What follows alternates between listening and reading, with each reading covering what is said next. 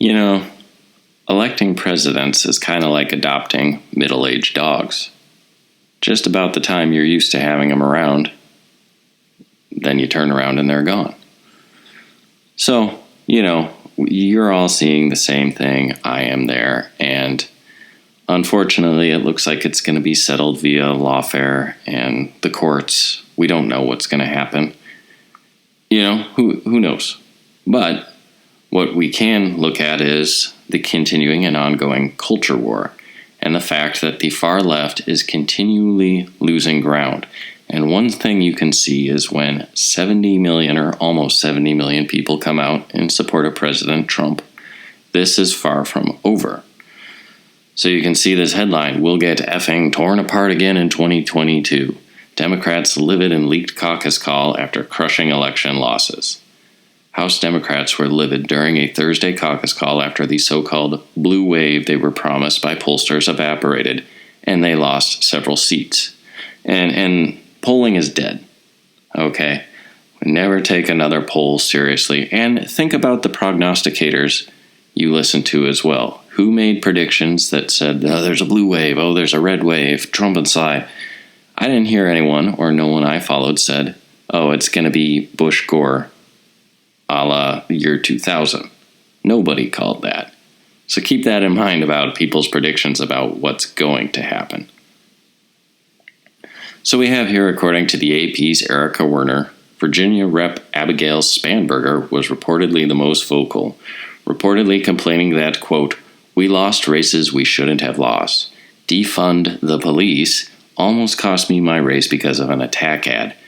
Don't say socialism ever again," yelling that the party needs to, quote, "get back to basics."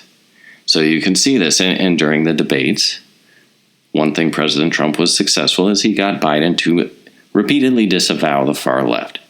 Everything, and fracking, okay, we'll watch that. But apparently we're going to keep fracking after saying we're going to ban fracking. And all the far left agitation, we're not going to defund the police. Don't ever say socialism again. Now there is a rift in the Democratic Party, as there's a rift in Republicans. So you can see her tweets and her fear will get torn apart again in 2022, Spanberger says. And this, we all know that Republicans come out in greater force during midterms. It's just a fact. It's more politically involved, somewhat older, more mature group of people that are going to come out. And so things might be promising there on the congressional front. Now, Pelosi came back and says they won the House and the presidency.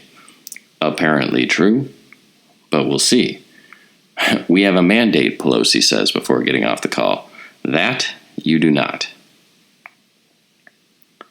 Also early in the call, Debbie Murkacel-Powell, who lost her race, was crying and mentioned how people can't pronounce her name and said stop being negative on Twitter. Yeah, good luck with that. And Jeffries comes back on and tells people to stop leaking and that reporters aren't your friends.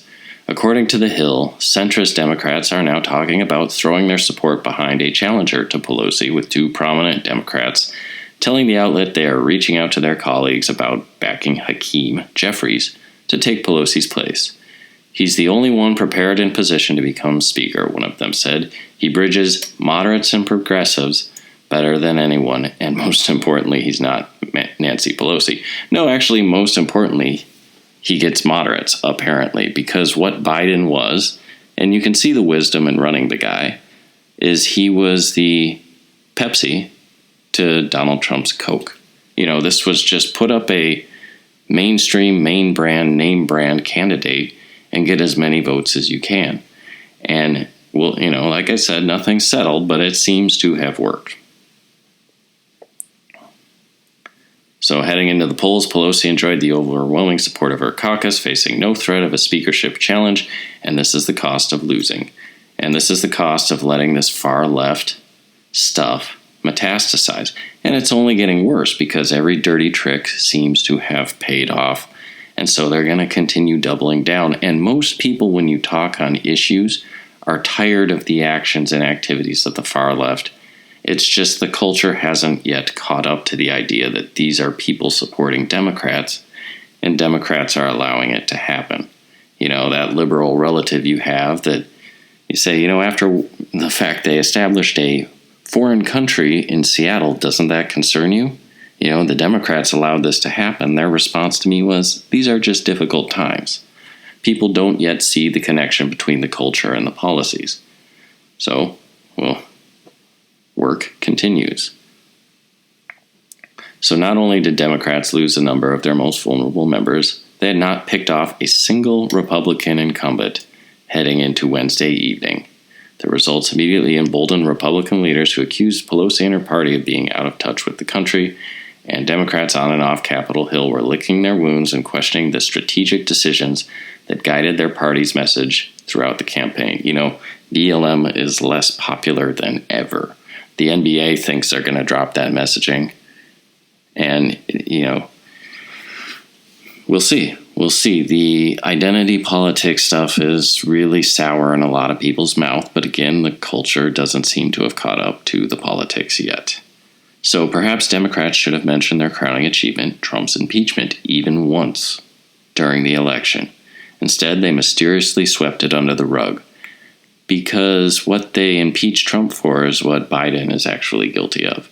And it remains to be seen if the Republican Party has a spine. Tit for tat, turnabout is fair play. They should immediately begin an investigation. They should begin a resistance campaign. And everything that was done to them, now the shoe is on the other foot. And, don't get too down. Don't get too bent out of shape. Obviously, this isn't a good thing. But you had a turnout of almost 70 million Trump supporters, and those people aren't going away. And you have the independent media getting stronger than ever. You have the big media losing credibility. You have all of the institutions that have been infiltrated by the Marxists losing credibility. People are getting tired of it, but it's just the average person on the street can't yet connect all the things they see that they don't like with the Democrat establishment, with the swamp. As for President Trump, I do wish him the best, but he did try to take on seemingly the swamp single-handed. He tried to take on the hedonism cabal, or the self-indulgence cabal, and the militaristic cabal at the same time. He was ending wars, and he was going against the Hollywood elite, and it was too big of a project to do all in one swing. But he did lead the way. There's a lot of people that are inspired that see there's an alternative to globalism. There's nationalism. We've seen how powerful that can be on our economy and how popular it can be with an electorate. When you look at states like Nevada that are apparently going for Biden, all but 2 of the counties were red. Okay? All but 2. The most populous counties, of course. But that's kind of the state of the nation. People are fleeing cities. Rural counties vote more conservative. And we'll have to watch what happens. I'm going to continue doing what I'm doing, even though I've had, in the past 2 weeks, I've gone from a steady 4,000 views per month, which is pretty good for a smaller channel doing this part-time, to under 1,000. So I don't know. We'll see if this continues. But we'll get some more audio narration. We'll get some stuff. The Machiavelli, these selections from Machiavelli I did were really popular. They're still some of my top watched videos month after month. So I figured let's do the whole book. And interesting thing about books, the CIA did a lot of mind control type of studies in the 60s and 70s and propaganda, how do you change a person's mind? Is it music? Is it TV? Is it movies? Is it giving them LSD and making them write the same sentences over and over again? How do you change minds? What's the most effective way to permanently change someone's mind on an issue? And do you know what they discovered? Was it TV? Was it a movie? Was it music? Was it ads? Was it not letting you sleep and holding your eyeballs open? No, they were actually rather discouraged by what they found. It turns out the number one way to change people's mind is books.